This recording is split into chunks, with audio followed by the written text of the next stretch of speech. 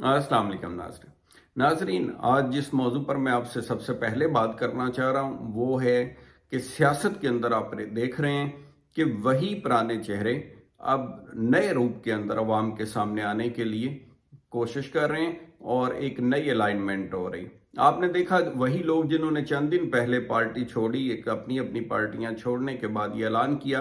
कि वो अब सियासत से कुछ देर के लिए रेस्ट लेना चाहते हैं या सियासत नहीं करना चाहते, शायद उनसे घरों में नहीं बैठा गया और दोबारा से आप देख रहे हैं कि उनके मेल जोल और तमाम जोड़ तोड़ शुरू हो गए हैं और वो एक तरह से फिर नए रूप में किसी नए लीडर को आगे लगा करके अवाम के सामने आने की तैयारी के अंदर है। आपने देखा, अगर जायजा लेंगे, माजी में थोड़ा जाएं, तो ये वही लोग हैं जो साल हर साल से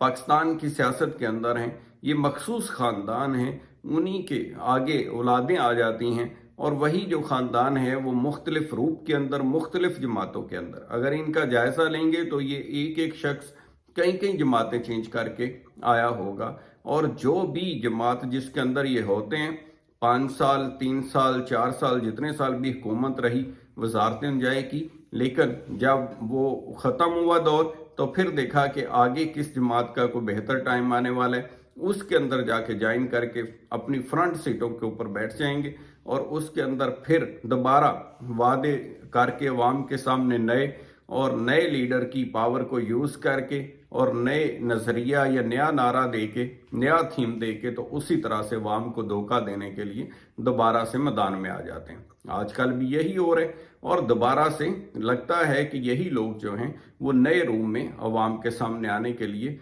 पूरी तैयारी के अंदर है। अगर आप देखें तो एक शख्स जो है, इनमें से एक एक का भी अगर जायजा लें तो वो किसी ने 5 मिनिस्ट्रियाँ, किसी ने 6, किसी ने 8, किसी ने 10 मुख्तलिफ अदवार के अंदर या कलेक्टिवली उनको एंजॉय किया है। अब अगर देखें तो इनकी प्रोग्रेस के अगर आप जायजा लें तो कोई खातर खा प्रोग्रेस भी नहीं नज़र आती और दूसरी तरफ देखें तो ऐसे बहुत सारे लोग आपको मिलेंगे जिनकी जो फील्ड नहीं थी उन मिनिस्ट्रियों में उनको लगाया गया। अब अगर किसी की कोई एक्सपर्टी नहीं है किसी फील्ड के अंदर, अगर उसको वो मिनिस्ट्री दे दी जाए तो उससे फिर क्या तवक्को की जा सकती है कि वो क्या डिलीवर करेगा। तो ये होता है हमेशा से हमारे साथ। अब यही जो लोग हैं वो अगर किसी और रूम में भी अवाम के सामने आते हैं और किसी सियासी जमात में आते हैं, नई सियासी जमात बनाते हैं या किसी में शामिल होते हैं और आकर के हमें ये फिर से बताएंगे अवाम को कि वो ही नागज़ीर हैं और वो ही हुकूमत के मामूर को समझते हैं और वही बेहतर तरीके से हुकूमत चला सकते हैं और वही हमारी तकदीर बदलेंगे। ये अवाम की वो तकदीर बदलने का इरादा करते हैं जो साल हर साल से हम इनको देख रहे हैं, जिसके अंदर आज तक पाकिस्तान जो है वो हमेशा नीचे से नीचे गया है बजाय इसके कि वो तरक्की की तरफ जाता। तो लिहाजा ये कलामा फिक्रिया है जिसके ऊपर गौर करने की ज़रूरत है कि हमें ये बड़ा संजीदगी से सोचना होगा,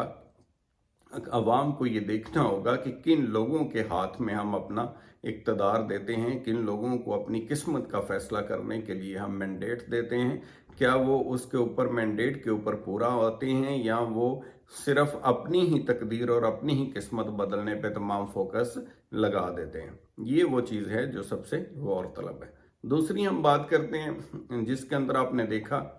कि सुप्रीम कोर्ट ऑफ पाकिस्तान में एक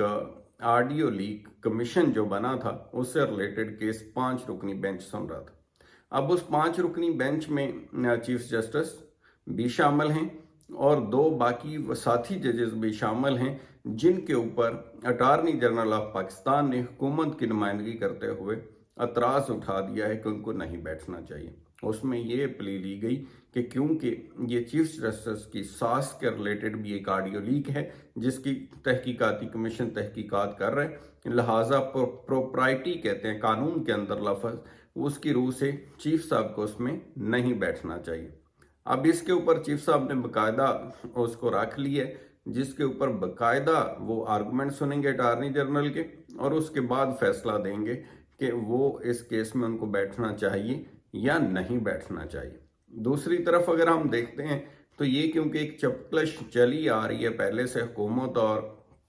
सुप्रीम कोर्ट के दरमियान, सुप्रीम कोर्ट के चंद जजेस के दरमियान, जो अभी तक भी हल नहीं हो सकी। गो के कानून बदलने के साथ ये पेचीदगी मेरा ख्याल है अब कम हो जानी चाहिए, और हुकूमत की काफ़ी हद तक परेशानी 14 में इलेक्शन वाले केस के अंदर जो थी वो भी हल हो चुकी है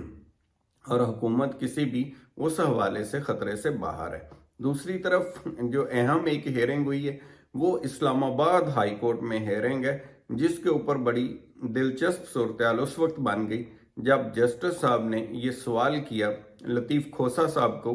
कि ये जो ऑडियो लीक है ये ऑडियो रिकॉर्ड कौन करता है और लीक कौन करता है। आपको याद होगा ये वही केस है जिसके अंदर नजम साकब, जो साकब निसार साहब के बरखुदार हैं, एक पार्टी की टिकट बेचने के हवाले से उनकी ऑडियो लीक हुई थी और उसके ऊपर एक पार्लियामेंट ने तहकीकाती कमेटी बनाई थी और वो कमेटी ने बुलाया था इन दोनों बाप बेटे को कि आकर के अपना मौक़िफ़ पेश करें। उसको नजम साकब ने चैलेंज कर दिया इस्लामाबाद हाई कोर्ट के अंदर, जिसके ऊपर ये हेयरिंग हुई और उसके अंदर ये सूरत डेवलप हुई कि ये ऑडियो लीक करता कौन है और इसका स्टेटस क्या है। और उसके ऊपर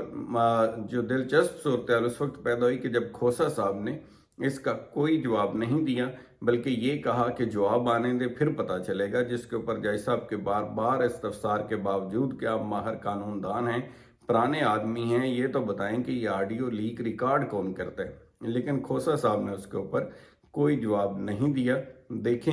ये, क्योंकि आप देख रहे हैं कि ऑडियो लीक की कानून के अंदर गुंजाइश नहीं है, रिकॉर्ड की भी नहीं है और लीक की भी नहीं है। ख़ास तौर पर वो तमाम प्राइवेट लोग जिनका सरकारी अमूर से कोई अमल दखल नहीं है, वो किसी भी कानून की, हर कानून उनको ये प्रोटेक्शन देता है, उनके right of privacy, right of dignity of man और राइट ऑफ लाइफ के जितने भी बुनियादी हकूक़ के कवानीन हैं वो प्रोटेक्ट करते हैं हर शख्स को ऐसी प्राइवेसी के मामले के अंदर। तो इस तरह से ये जो सूरत हाल थी वो इस्लामाबाद हाई कोर्ट में पैदा हुई। अब नीड ऑफ द टाइम की जब हम बात करते हैं तो उसमें सबसे अहम जो बात है कि वो यही है, क्योंकि जो सियासत के अंदर हुकूमत जिन लोगों को मिलनी होती है उनके हाथ में अवाम की तकदीर, उस मुल्क की तकदीर का तमाम फैसला होता है और तमाम डिपेंड करता है दारोमदार इस बात के ऊपर कि वो लोग जो फैसले लेते हैं वो किस तरह के फैसले लेते हैं और वो कितनी संजीदगी के साथ हुकूमत के बिजनेस को चलाते हैं। अगर सिर्फ अपने अकरबा परवरी और मनपसंद लोगों को जो है अगर नवाजा जाए या अहम ओहदों के ऊपर उन लोगों को जिनकी एक्सपर्टी नहीं है या फील्ड नहीं है, अगर उनको बैठा देंगे तो फिर उसका जो रिज़ल्ट है वो भी उसी तरह का ही होगा जिस तरह से हमेशा हमारे साथ होता है और मुख्तलिफ तजर्बे होते रहे। आपने देखा कि वजारत ख़जाना के मामले को अगर देख लें तो उसमें भी कितने मिनिस्टर तब्दील हुए। आप IT को देख लें, उसमें कितने मिनिस्टर तब्दील हुए, या बाकी चीज़ों में देख लें तो आए रोज़ सेहत का वज़ीर किसे लगा दिया। ये तमाम चीज़ों पे जब आप गौर करेंगे तो आपको नज़र आएगा कि जो जिन फील्ड के माहर लोग थे उनको नहीं लगाया गया। यही हमारी बदकिस्मती रही कि क्योंकि जो शख्स किसी चीज़ का माहर नहीं होता तो वो काम को सुधारने की बजाय ख़राब कर देता है। अपना ख्याल रखिएगा। Thank you so much. खुदा हाफिज़।